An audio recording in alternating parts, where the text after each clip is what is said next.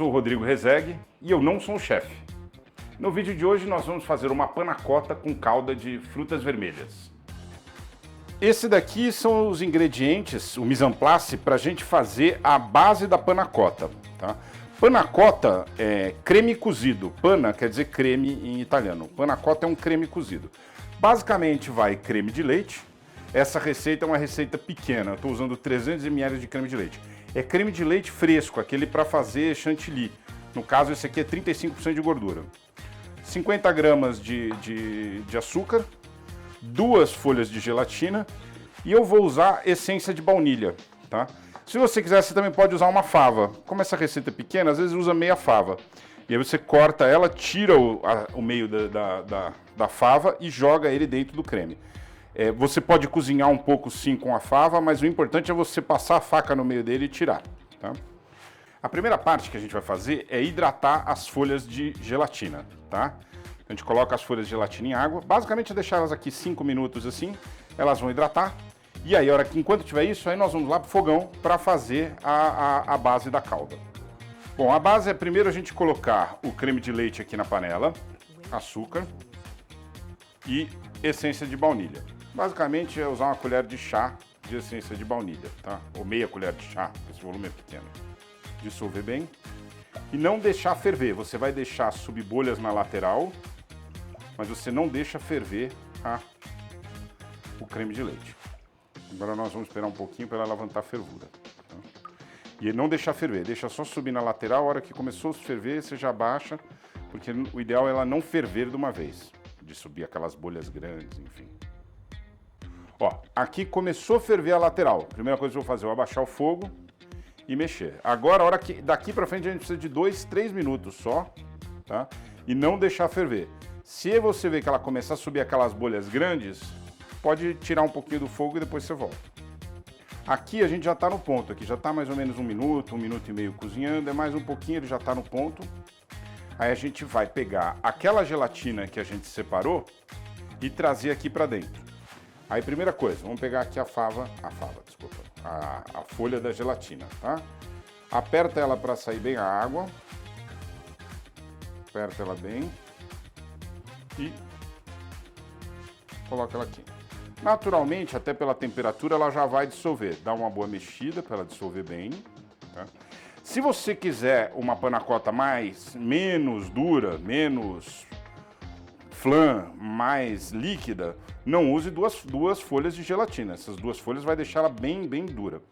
Eu já preparei uma ontem, depois eu vou mostrar como ela fica de um dia para o outro.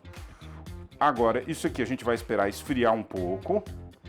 Uma vez que ele tiver um pouco frio, nós vamos colocar numas taças para servir. E aí, cobre com plástico, com plástico, né, com filme de plástico, geladeira. No mínimo 4 horas antes de servir. Não dá para servir antes de 4 horas, 6 horas.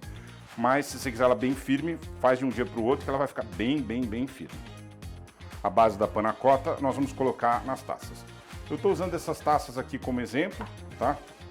E basicamente é aí, despejando dentro de cada taça um pouquinho.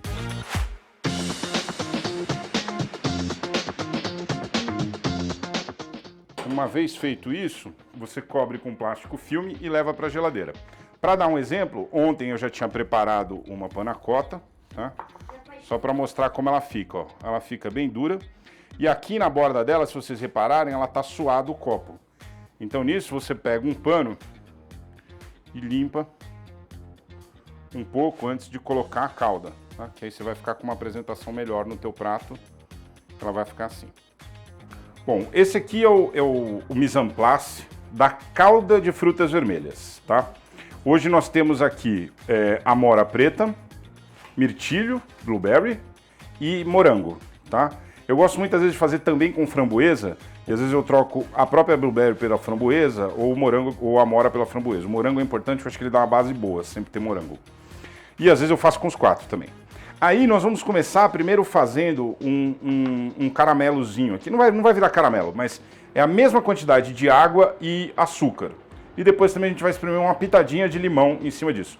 E também uma pitada de sal para dar um pouquinho de de dimensão, um pouquinho de sabor a mais, tá? O sal, ele dá várias camadas de sabor dentro de uma receita. Então, por isso que é muito útil usar o sal em doces. Nós vamos iniciar aqui a preparação, tá? Então, eu vou botar água, açúcar e vou mexer. Mexe bem, e você vai deixar. A hora que você vê que ele vai ferver, ele vai começar, dali a pouquinho, ele vai começar a amarelar, tá? O limão, além dele trazer a sua acidez, ele tem bastante pectina. Também as frutas vermelhas também tem, que é o que faz aquela textura da geleia. Quando cozido, faz a textura da geleia. O bom da panela de fundo branco é que você vê bastante a cor. Ó, já dá pra ver que ele já tá tomando um pouquinho de amarelado, tá? É de uma vez, de repente, ele pode passar do ponto. Começou a ficar um caramelozinho. Eu usei pouca quantidade de açúcar e pouca quantidade de água. E a ideia agora é vir trazer todas as frutas para cá. As frutas eu já deixei elas bem picadinhas, que facilitam.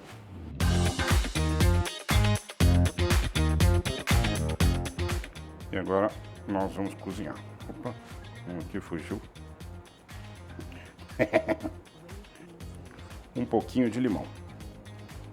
Não precisa nem ser o sumo de meio limão não, só uma pitadinha mesmo, ele vai trazer já uma acidez um pouquinho maior. E agora é deixar cozinhar bem isso aqui, que você vai ver que ele vai começar a soltar. Aqui, de novo, ele cozinhou por poucos minutos, tá?